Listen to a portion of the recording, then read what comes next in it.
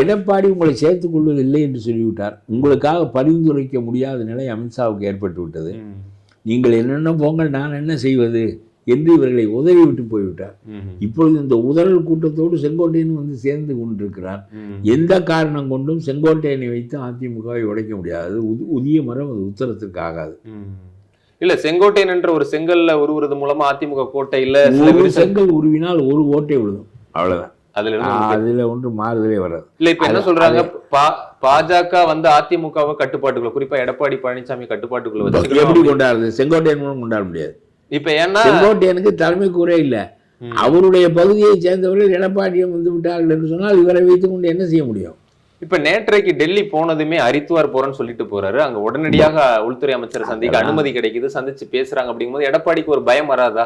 இவங்க ஏதாவது பாஜக 6 மாதத்துக்கு முன்னால் போய்விட்டு திரும்பி வந்து இந்த உதிய மரம் உத்தரத்துக்கு ஆகாது என்று பிஜேபி கைவிட்ட அதே மரத்தை இப்பொழுது திரும்ப எடுத்து என்ன செய்ய போகிறார்கள்? இதற்கெல்லாம் எடப்பாடி அனுபவம் மிக்க ஒரு பயப்படுவாரா?